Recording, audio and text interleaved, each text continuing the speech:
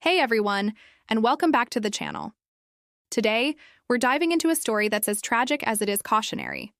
It's a headline that stopped the crypto world in its tracks. A young, successful Ukrainian crypto CEO found dead in his Lamborghini right after a devastating market crash. This isn't just a story about money. It's a stark reminder of the human cost behind the volatile charts and flashing numbers we see on our screens. So, what really happened? And what lessons can we take away from this heartbreaking event? Let's unpack it together. First, let's set the scene. Imagine the world of cryptocurrency, a place of incredible highs and gut-wrenching lows. Fortunes are made and lost in the blink of an eye. In this high-stakes environment, we meet our central figure. For privacy reasons and out of respect for his family, we'll refer to him by a pseudonym. Let's call him Alex. Alex was a rising star in the Ukrainian tech scene. He wasn't just a trader, he was a builder, an innovator, the CEO of a promising crypto startup. He embodied the dream that so many in the space chase, building something from the ground up, believing in the future of decentralized finance, and achieving incredible success at a young age. His life from the outside looked like a movie. He was often seen in his high-end Lamborghini, a symbol of the wealth he had accumulated through his hard work and smart investments. He was active on social media, sharing glimpses of a luxurious lifestyle, but also insights into the market and the projects he was passionate about. He was, by all accounts, living the crypto dream. He represented the potential for massive upward mobility that draws so many people into this world. But as we all know, in the world of crypto, what goes up can come down, and sometimes it comes down with brutal force. Then came the crash. We've all seen them before, but this one was particularly vicious. Billions, if not trillions, were wiped from the market in a matter of days, even hours. Projects that seemed invincible crumbled.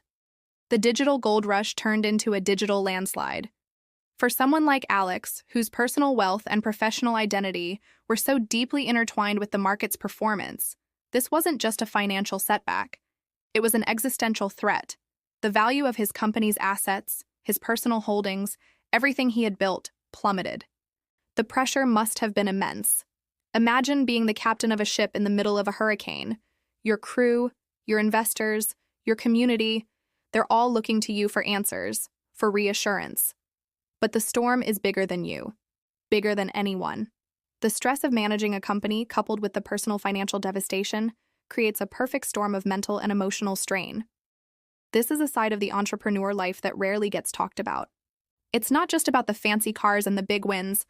It's about carrying an unbearable weight when things go wrong. And then, the news broke. Alex was found in his car. The very symbol of his success had become the scene of his final moments. The initial reports were chaotic, but the connection was immediately drawn: the market crash and this tragic outcome. The crypto community was stunned. Tributes poured in from friends, colleagues, and even strangers who had followed his journey. People shared stories of his generosity, his brilliant mind, and his unwavering belief in the future of technology. This incident forces us to have a very difficult but necessary conversation. We need to talk about mental health in the high-pressure worlds of tech and finance. The culture often glorifies a hustle-at-all-costs mentality.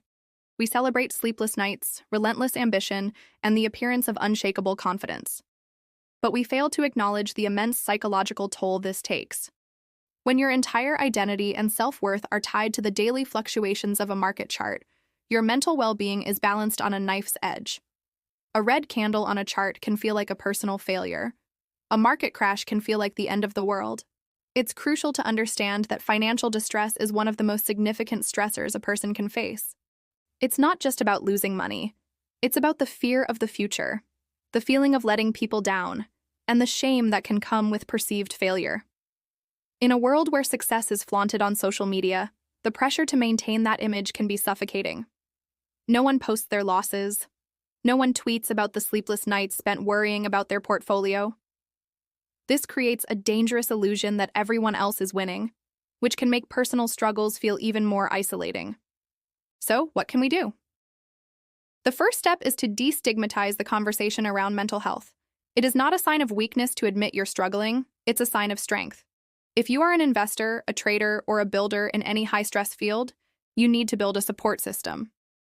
This means having people you can talk to honestly, friends, family, or a professional therapist who are outside the echo chamber of the market. It's vital to have a conversation that isn't about price predictions or technical analysis, but about how you are actually feeling. Secondly, we must practice financial responsibility and risk management. It's easy to get caught up in the hype and go all in, but the old adage holds true: never invest more than you are willing to lose. Diversification isn't just a financial strategy, it's a mental health strategy. By ensuring that your entire well-being isn't tied to a single, volatile asset class, you create a psychological buffer against market downturns. Your life is more than your portfolio.